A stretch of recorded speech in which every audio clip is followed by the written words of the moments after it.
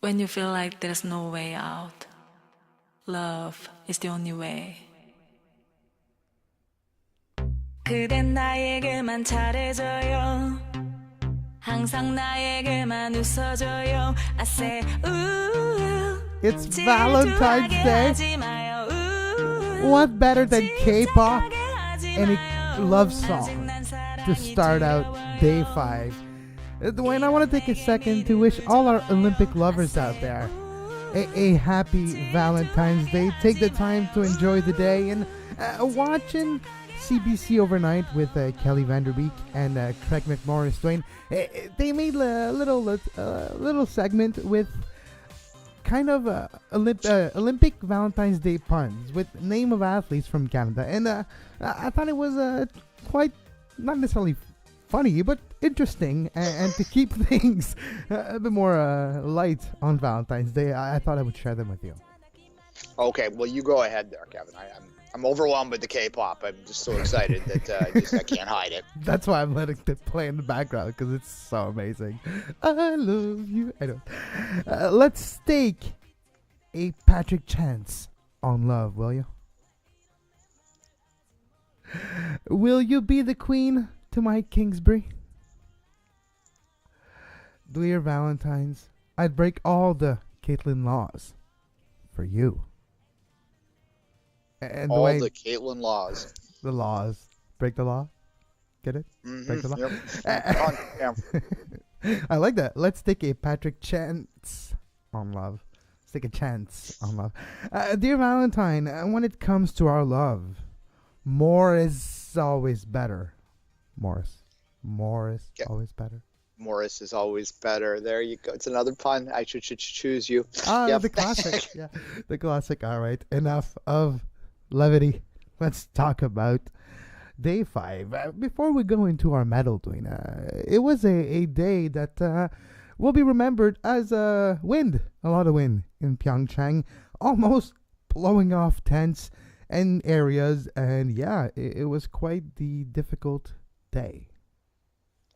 For sure. And look, if there was a day during the Olympics for you, the hardcore fan, to catch up on a little bit of sleep last night, was it a lot of events canceled, which led to really only the arena events going off, and just by happenstance, the stuff that was big gold medal contending stuff was either first thing in the morning or late last night. So the overnight period was really dominated by a couple hockey games that had limited meaning, and they always have meaning to the athletes participating in it, but that's face facts. Korea, Japan had no influence on the outcome, and the Switzerland Sweden women's hockey game was really only a seeding game, so there wasn't a lot going on there. And then the curling was just getting started, so as much as those games will matter in the standing down the line.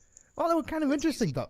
Speaking of curling, I almost watched both Kevin Cooey and Team Canada's game completely and against Italy last night. I was quite impressed by Italy, hanging in there until late in the game. And we were asked on social media on our Five Rings podcast, which hopefully you can follow and subscribe to the show as well. If you're listening via YouTube right now, please take a second and subscribe right underneath the video. But when I was watching that game, I was surprised by Italy and their play and how they're able to hang in there, and it's very defensive curling compared to mixed doubles, especially when you just finish watching one and the next day you start watching team. But I've been impressed by Great Britain and Italy. Yes, it's Team Canada being conservative and letting the other teams stay into games, but I watched the entirety of those games, and I have to say I was a bit impressed by the level of Italy, and shouldn't be impressed by Great Britain, of course. Scottish team, let's face it, it's Muirhead. With the entire family is a great Scottish curling family. Evie Muirhead, famous great Team GB in curling. Bronze medalist. Exactly, bronze medalist, and her brothers, and her father is senior champion in the whole world a few years ago. So, yeah, it's an entire curling family. So it was great to watch. Yeah, look, the Italy team surprised a lot of people in the sense that that they were able to hang with it. As you said, it was a very defensive match. If you are new to curling, you might take a little adjustment getting used to the fours as opposed to the mixed doubles teams, in the sense that there's less scoring, there's less bang bang constantly turning around, where it's more precision. The fact that there's two sort of dedicated sweepers out there allows them to really manipulate that rock through the sweeping in a way that you didn't see in the mixed game. You have to learn to appreciate that. And that's one of the things that really differentiates the Canadian team from a lot of teams, is their ability to, they can just sort of throw enough weight to get it close to the house. And then those sweepers are so talented. They're the two of the members are from the 2010 team. So there's actually 3 members of that 2010 gold medal team from Vancouver that are in the curling competition. John Morris being one, just winning the gold medal, and then these 2 that are coming up and have so much skill, sweeping skills. They're on Kevin Coey's team right now. So yeah, it's a different taste, more of a long play strategy game, but certainly it's just every bit as intriguing if you give it the time. But you are going to have to give it some time. But back to Italy, yeah, they surprised a little bit, but they shouldn't, because they qualified for these games. There is increasingly, it is more difficult to qualify to Europe. You have to finish in the top of the European Championships to get there. So we shouldn't be too shocked that they were able to do this, because they did it already. They did it amongst some pretty good teams in the European Championships. Now let's move to our poutine medal for day 5, Duane, and it's a discussion. I'm sorry? Duane? Hello? Duane can't hear me apparently, so we'll just switch here so Duane can actually hear what I say for a second. Duane, can you hear me now? I know it's not going to be perfect, but at least you can follow me. Okay, yeah, I can hear you now, yeah. Okay, so let's move to our poutine medal for today, Duane. And you wanted to talk about Jim Peg, the head of Korea Hockey, Canadian, and now he was tasked by building the the Korean team. Can you tell us a bit more about Jim Peg? Jim Pack is a former NHL player, won the Stanley Cup for the Pittsburgh Penguins back in the 90s on the great Mario Lemieux teams. Had a pretty long career after that, was out of the NHL from about 95 on, played professionally till the early 2000s, and was the first Korean-born player to ever play in the National Hockey League. Always was very proud of his heritage. And a few years ago, even though he had a very successful coaching career going in the AHL, professional ranks over here, the AHL is arguably the second best league in the world, if not the second and the third best league in the world. He was offered the opportunity to go back to Korea and build the Korean hockey program basically from scratch. Now, look, the idea, you could say to yourself, okay, well, that's an easy decision to go back to your homeland, a homeland that he really hadn't lived in other than, for a few months early in his life, and hadn't really had, the full sort of cultural embracement of, because if you're an expat, like if you grow up in a country that's not your heritage country, you by nature end up having more influence by the country you grow up in. That's just human nature. So to go back to the place, even if you have heritage, is going to be a big challenge. There was that. Also, he was basically stepping aside from, being in the vision of professional hockey and possibly getting to the National Hockey League, which would be the pinnacle of his coaching career. He decided to give all that up to go coach what was nothing, basically, back about 7 years ago. The Korean Ice Hockey Federation was an on-paper federation. They didn't even have a skate sharpener in the country, a single skate sharpener in the entire country. He had to go out and find people to help him buy skate sharpeners, to buy equipment. They had to share equipment in the early days to get money to get them to tournaments, to get them anywhere they wanted to go. They started out in the D group, in the world group, and there was no guarantee that they were going to be allowed to take their host position. Just because you are the host doesn't necessarily mean you're going to get a host spot in the Olympic tournament nowadays. You do have to demonstrate that you will be competitive enough to not completely be an embarrassment out there.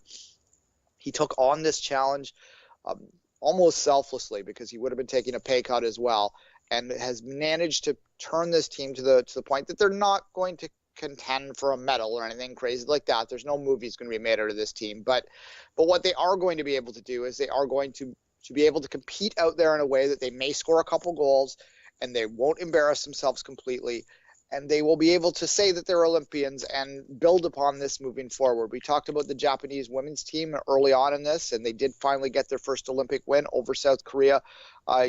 Yesterday. Or Korea, I should say, yesterday. Yeah. And the unified that Korea was good, team. and that's sorry, go ahead. I was going to say the unified Korea team, which scored their first goal in that game, in that victory by Japan. Yes, but that was, the Japanese. However, as I said, now when you watch them play, they look like they're playing the same sport as the rest of the world. Whereas back in Nagano, they didn't really look that way. They looked like they were kind of figuring it out as they went along. And this is just it's a good story that Korea is going to have an opportunity to compete against some very good hockey players, not the world's best hockey players, as we know, because the NHL players aren't there. That's probably a blessing for the Koreans, to be honest. But it should be good for them, and they should be able to build upon it. And Jim Packett deserves a lot of credit for what he did to get the program basically developed from nothing. So that is because he is Canadian. I am giving the Poutine medal today to Jim Pack for his job in building the Korean ice hockey program. And there's also 6 Canadian-born players that are on that roster as well, as you might imagine. And there's a few Americans there too. So he did that sort of stuff too to make it a little stronger. Now, let's move to my wood medal for the day, and I decided to keep it light for mine because I know yours won't necessarily be that light. So I'm keeping mine a little bit light, and my wood medal goes to Tinder users in United States of America, in Sweden, and in the UK. And why am I giving Tinder users? Well, because there's a huge spike in passporting on Tinder right now, which people fake living or being in the Olympic Village to get matches with athletes. There's been a significant hike in that, and there's been a significant rise of Tinder use in the actual Olympic Village, which is quite interesting to me, Duane. So this is not part of my wood medal, but it's a little conversation that's quite interesting. First of all, any Tinder users in the actual Olympic Village geotagged, they have free use of Tinder Gold, so a lot of things are going to happen today in the Olympic Village, well, probably as we speak right now, because it's 14 hours ahead.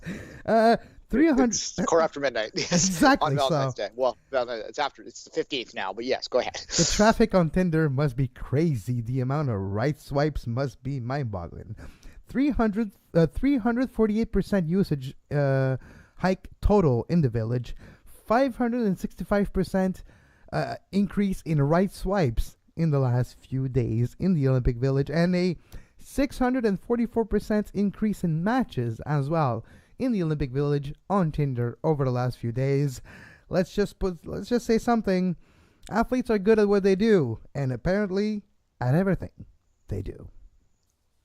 Anyone, if you've ever talked to an athlete candidly about what happens in the Olympics once their events are over, so especially in the second week of the games when most people's events are over, look, they're young, attractive people that are been pretty high strung for a few years, and they have a week or so when they can unwind for the first time in a long time. And it's not new news that there are love connections that occur during an Olympic Games. It's just a new technology from the last one. Was Tinder around 4 years ago? I can't even keep dating up straight. Probably, anyway. But it wasn't the way it is today. So now let's move to your wood medal, Duane. Well, yeah, and my wood medal is this is going to be a bit, if you're not really on social media right now and not following the news like constantly, you may not be aware of this yet because it's just sort of an evolving story right now. But my wood medal is going to go to half-pipe gold medalist Shaun White. Now, the reason for this is pretty serious stuff, and it has to do with the Me Too movement and some behavior that he has admitted to in the past, including sending lewd texts and sexually harassing basically a bandmate. He has a band that he financed where he was, he sent pictures of his penis and made her watch porn and made her dress in a certain way and did all this stuff under the influence, under someone who was financing this band and therefore was essentially her boss. So this is not great behavior. There's no doubt about it. He settled this. That means that he had to make an admission. He admitted to sending these texts. He admitted to be the behaviors that he has, some accusations. So we can say this cleanly and straightforwardly.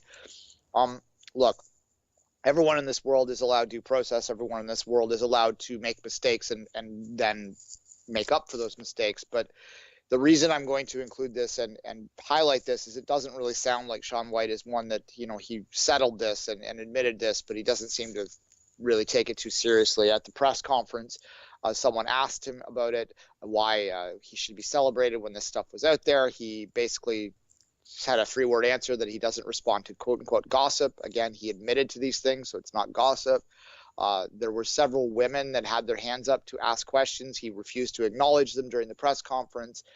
The other thing about Shaun White, too, if you watch this competition, and watched the reaction of the Japanese snowboarder who finished in the silver medal position when Shaun White's marks came up. There was a level of kind of resignation on his face, and just like, yeah, of course Shaun White got the gold here.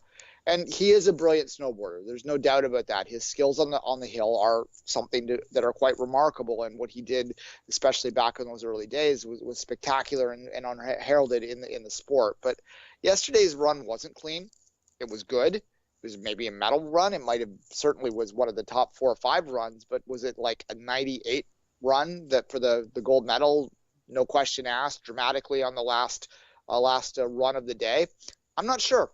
And I do think that there's a Shaun White bump that gets happened there. And there was a lot of controversy that the other snowboarders, they don't like to rock the boat too much when it comes to this, because this is a guy that they kind of realize it was a bit of a money, they kind of helped them a little bit along because of his success and popularity back in the early 2000s. But I think there's kind of a pushback against him. And if you watch the reaction of the other athletes around him when he won, there wasn't this sort of like, oh, all herald King Shaun. It was kind of like, okay, sure. When he got the 100 in his final run that he absolutely needed to put down some kind of perfect run to qualify for the Olympic team. He wasn't even going to go. And then suddenly on his last run, they gave him the perfect score.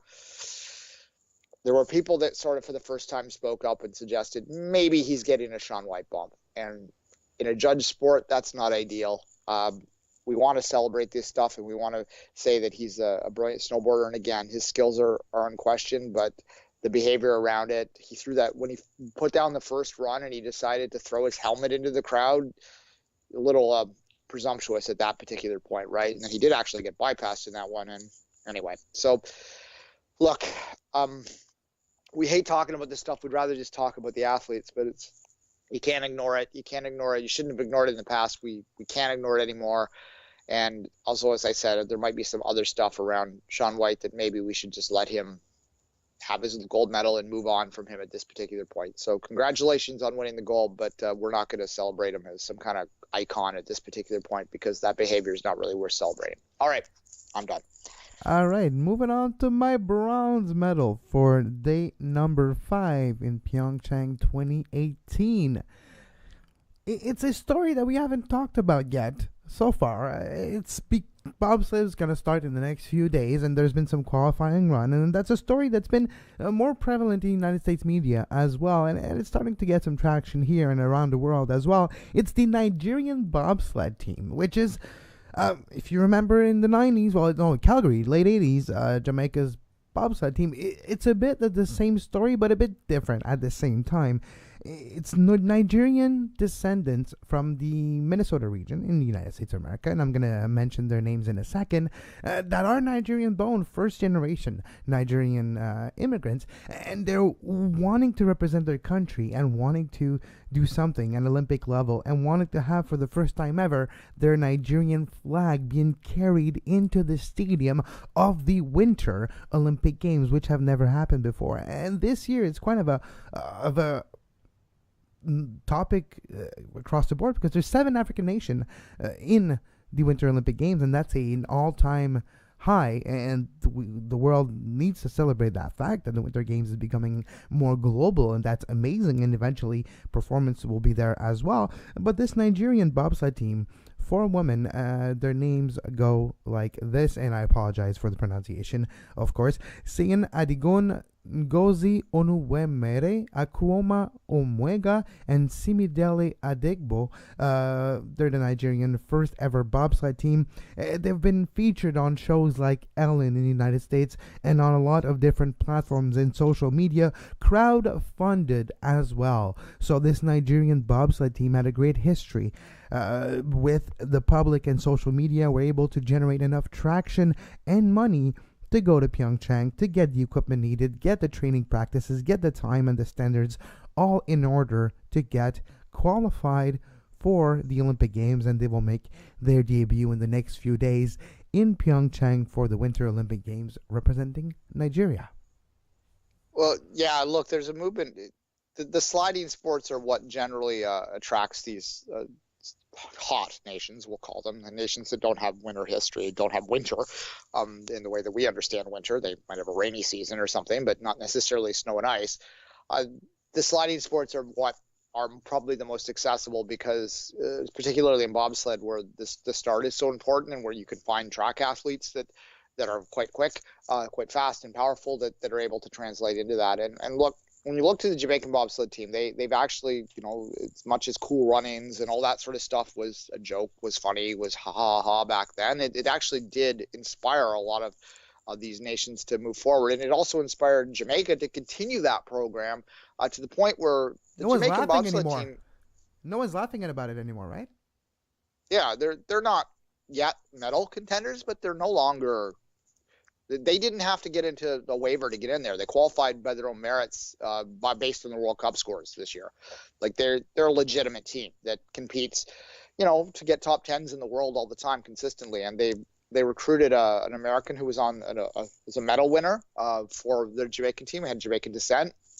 Add that with some of their track athletes that they bring over to the sport, and you have a crew that and this is the women's side that I'm talking about here, a crew that probably in 3 or 4 years' time, if they were to get a little bit more funding, might even be able to get up into that top 5, top 6 kind of range, and that would be a truly remarkable thing. It's only, the money makes it very difficult to ever imagine them getting to the point where they would be a medal contending team, because you really do need your own track, and you really need, the financing behind it to get the top sleds and things like that. But and the travel. Like, you don't just put your bobsleigh in a carry-on and put it on any plane and just go slide. Any chances go anywhere. That's why it's so expensive, that sport, is, yes, the sled itself, the technology, and especially now with the influx of technology from the likes of BMW and other constructors, it's becoming more and more complex in a simple way, because it's just mechanics and strings and blades and pieces of metal, fiberglass especially. But it's about the transport, it's about the accommodation, it's about getting the time needed in simulators, on track, for the driver especially, and there's some of them that can be replicated, like the starts. You can replicate that outside of a bobsled or a sliding track environment. But driving a sled, you kind of have to do it for real, and that's what's difficult, is to get the transport, get that bobsleigh from place to place. You literally have to ship them by cargo, so it takes a lot of time and a lot of money and a lot of investment and infrastructures to run not just a bobsled team, but to have a top 5, top 10 bobsled team. Yeah, no, for sure. It would really require a very, very wealthy, likely Jamaican business person to decide that it was their passion project to get a medal for them to get into that type of world. And that's unfortunate, but that's the reality of the sport. But the point we're making is that they have now moved that program. And there's a great the NBC podcast, The Podium. One of their early shows was talking about the hot nations and their participation. They interviewed the woman that I spoke of that's participated for the American bobsled team, and now she's on the Jamaican bobsled team. And she said it's an interesting one, and she's really enjoying herself now. She has her medal, so she can kind of approach it that way, where this is like giving back to her father, who's the Jamaican who in the family. And she said that she's giving back on that side of her heritage and really connecting with that part of herself, and she enjoys it on that level. But she's also just enjoying the fact that they're using like their cell phones to tape their rides instead of having like 16 different iPads and like these high-end software programs that were designed specifically for bobsled and stuff like that. And it's just kind of a different challenge as an athlete, and she's enjoying it. And it speaks to like the technology around it, though. But at any rate, yeah, the Nigerians are going to get a lot of the attention there. And part of the reason they're going to get a lot of the attention is because of the work that the Jamaicans did years ago, and the fact that the Jamaicans aren't ha ha ha anymore. They're like, oh, they're just another bobsled team out there doing their gig, and that's a victory unto itself. All right, your bronze medal for day 5. The Chinese dance pair of Su and Han, or not dance pair, they're the pairs in figure skating. The dance is a different thing, obviously. Su and Han, who are top standings right now after the short program. They put a career best score down in the pairs. Were absolutely brilliant. Were near perfect in sort of the technical scores. Not expected to be able to replicate it in the free dance side of things. The OAR athletes are the favorites to win the gold medal in this. The Canadian pair it also has a possibility. They're second and third respectively right now. But Su and Han were absolutely brilliant in that early stage of the competition, and we didn't see them in the team event, so it was kind of a surprise a little bit, because we for those of us who only watch it every 4 years, it was like, oh, who are these guys? And oh, wait, they're good. And here we are. So it was a good competition there with not a lot going on last night either. It was kind of good to have that sort of artistic little outlet for us there as we were trying to also, come to grips with what was happening at the snowboard half pipe. So those two things going on simultaneously led for a lot of flips last night, and they were right up there flipping with the best of them. So good for them in the gold medal position heading into the free dance. Don't know if they'll hold on to that, but certainly put themselves in a position to get a medal. Yeah, heading into the free program in the pairs and figure skating. All right, let's move to my silver medal. And my silver medal is a surprising result that happened just a few hours ago. Men's hockey tournament debuted in its preliminary round, and it's kind of like everybody's kind of like feeling each other out. We don't know who's going to be really the strongest team. We have a feeling OAR is going to be decent. Sweden, obviously, always perennial favorites. Canada might be in the mix. We don't know yet. It's an eclectic bunch of hockey players, to say the least. But Slovenia, out of all country, beat the United States today in overtime as a shocker in the opener of the men's hockey tournament. And for that, Slovenia gets my silver medal of the day. As we mentioned, it was kind of a slow day. So Slovenia gets the silver medal for my day 5 with their performance in men's ice hockey win over the United States in the preliminary round, and that could be costly. We'll see down the road for the United States. Yeah, I believe they go with a 3-2-1 format with the points, so they'll get less points for that. The Americans will just get 1 point for losing in overtime. Slovenia will get 2 points for winning in overtime, and you get 3 points for winning overall. But the thing about the men's hockey tournament is that no one gets eliminated in the first round. In the preliminary round, it is completely for seeding. It's a strange little format they do with that, and they did that. It was set up that way prior to the NHL pulling out, because one of the agreements that the NHL had going in there is that none of their teams would get over there and get eliminated. And they also wanted to, a couple Olympics, what happened is they would have a preliminary round when the NHL players first came, but the NHL would only break for like a week. They wouldn't take the whole time off. So they were eliminating teams that had NHL players that couldn't get them until the second week of the playoffs. Like Slovakia was one team that a couple times got eliminated in the preliminary round because their best players were all in the NHL, and they decided that it wasn't fair. So they created a format which just seeds everyone in a preliminary round and then eventually goes into a playoff round. But look, this hockey tournament, we sort of talked about it during the preview a little bit, and certainly if you listen to my preview that I put out, I said the same thing. I actually think that, and I don't know which one it is because it is not really handicapable, this tournament, because there's such a grab bag of teams. You can look at the traditional powers and say, well, this is usually who has the best depth. You can look at the KHL and say, if that's the best league that has players in this, who has the most team players, and that's sort of how I made my pick of Finland to win. Many people are picking the OER to win for the same reason. I have a feeling that there's going to be a surprise medalist in this, and it might be a Slovenia, it might be a Slovakia, it could be Switzerland, it could be Germany, it could be a team that doesn't rely on NHL players a lot, that has a national team that plays together more often. That familiarity might be what puts them over the top. And I don't know what to think of the men's tournament yet because of the lack of the NHL players. I know hockey too well to be able to look at this tournament and go, oh well, this is great. It just seems like it seems like every country put all of their non-NHL players into a basket and just pulled random players in, right? Like it's got that sort of randomness to it. We'll see though. It will probably end up, once Canada, they play tonight, I believe, or tomorrow morning, and I'll probably watch it when it happens. And once I see the little maple leaf on the front of that jersey, it'll be hard to ignore. I don't know if the siren call will hit me as much as it would have otherwise. And the jersey's terrible, by the way. I don't like the maple leaf they chose to put on the shirt. Kind of like the same one the World Cup had 2 years ago, which wasn't a World Cup. It was just an exhibition tournament. But anyways, back to the Olympics and back to your silver medal for day 5. We sort of talked on it a little bit. You spoke of it a moment ago, but my silver medal goes to Randy Hushu Griffin, who is the Korean woman. She's an American-born Korean descent woman who plays for the United Korean team in the women's hockey tournament. She scored a goal, the first goal that Korea scored in the Olympics in ice hockey, either gender. It was the crowd went wild. She kind of fanned on the shot and she tricked the goalie because she reacted to what she thought was going to be a fast shot that ended up being slow and trickling through her legs. But whatever. It all counts. But Duane, don't get fooled by the 200 plus North Korean cheerleaders in the crowd. That kind of affect a bit of the experience we get from the TV and the audio, because they're close to the mics and it kind of feels like it's the entire area and the entire arena, but it's mostly the cheerleaders.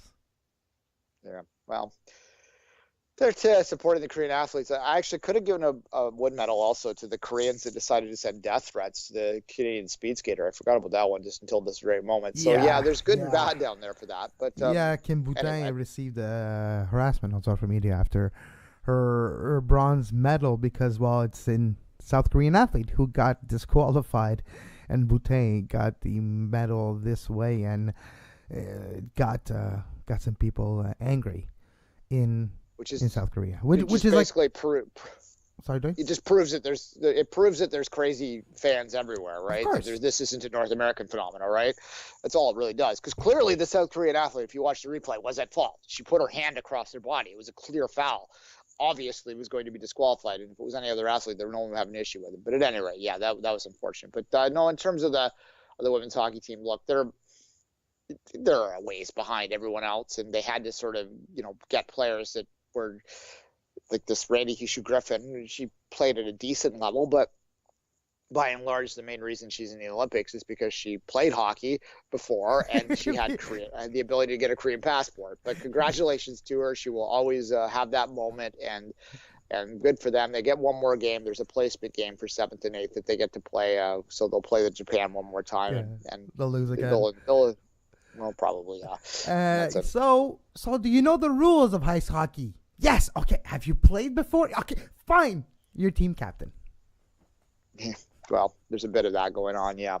I don't know honestly, it's hard to place what exactly their qualification. I think that a lot of these Korean women were women that could play, that played high school hockey, that could sort of play at a decent level over here, but weren't necessarily going to college, or certainly nowhere close to the national team level at that in Canada and the United States. But again, that's why they split up the two groups in the women's hockey, right? There's such a divide that they would just, if Canada or the U.S. had played the Koreans, it would have been 11 or 12-0, and no one wanted to see that. Yeah, exactly. All right, moving on to our gold medal for day 5. And Duane, there's a saying that when in doubt, choose something that is always guaranteed, always for sure.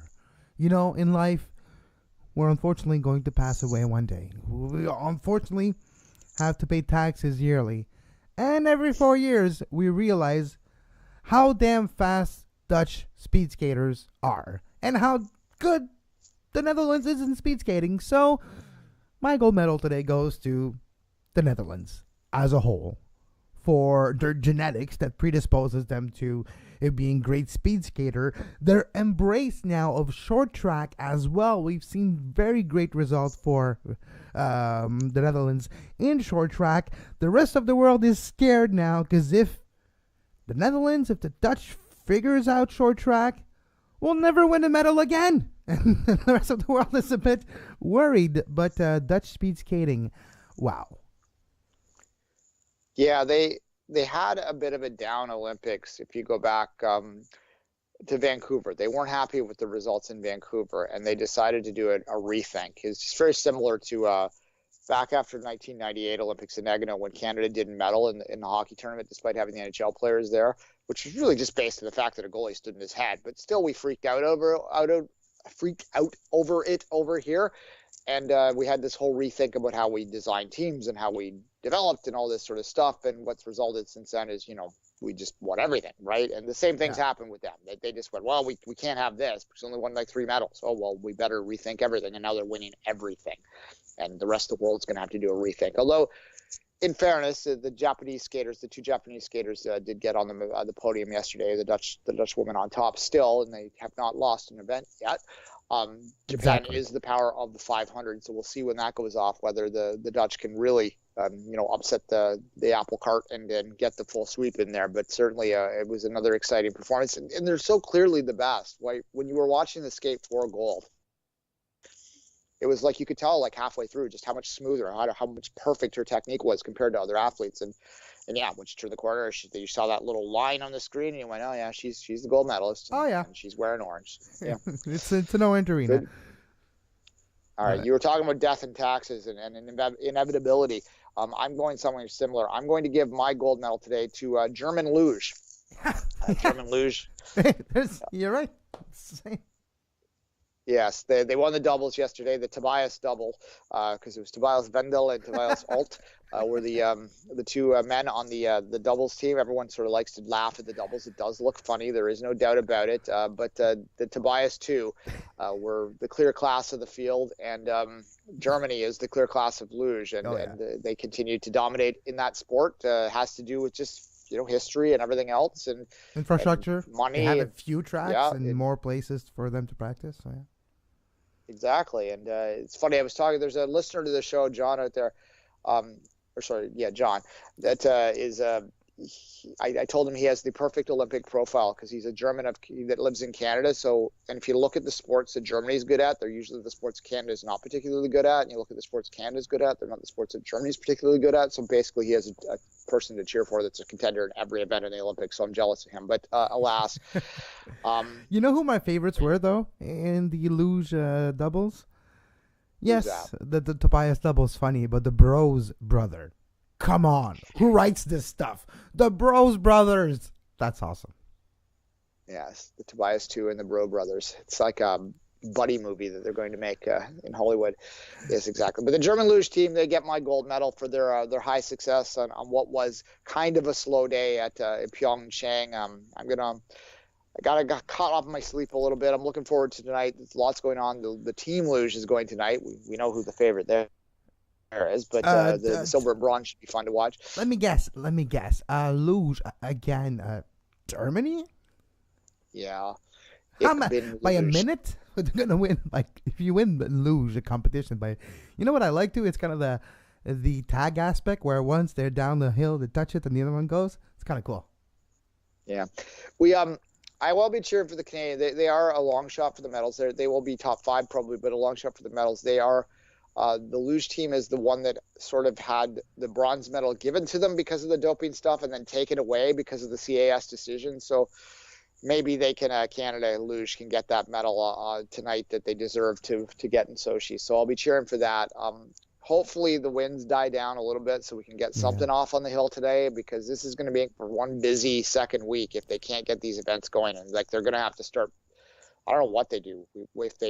I'm trying to remember if there's ever been an Olympics where they've had to run something after the official after the closing ceremony. Once in skiing, I forgot that it was like in the 40s or in the 50s. I think it was in 50. I think it was 58 that I've seen on TV earlier today. But talking about then, they actually had to have the downhill event after the closing ceremony. I think it's the only time in history an event took place after the closing ceremony. Speaking of events and medals, here's a look at the medal standings after day 5 for the top 10 of the countries right here in the 2018 Winter Olympic Games. Germany first with 7 gold medals, 2 silver, and 3 bronze for a whopping 12 medals. We have the Netherlands with 5 gold, the United States 4 gold, Norway 3 gold, Canada 3 gold as well, France 2 golds, Austria 2.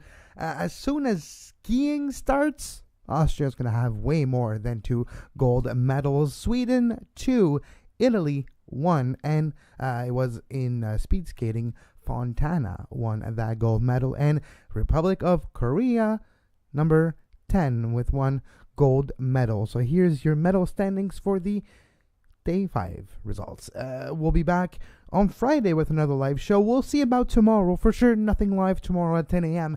Maybe later during the day, but it's still up for a discussion between Duane and I. We do have to celebrate Valentine's Day. Come on. So we're going to celebrate that. Take maybe a day off, the first day off, and maybe the only one, who knows, of the Olympic Games. And we'll be back Friday, 10 a.m. for another edition of 5 Rings Daily Pyeongchang 2018, an Olympic podcast. And Duane, before I say goodbye, I want to make sure you have a little bit more of that K-pop love music, love song coming your way.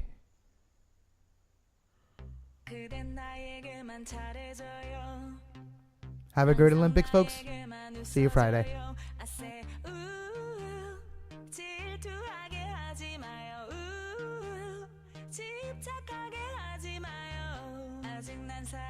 두려워요. 이런 내게 믿음을 줘봐요. I say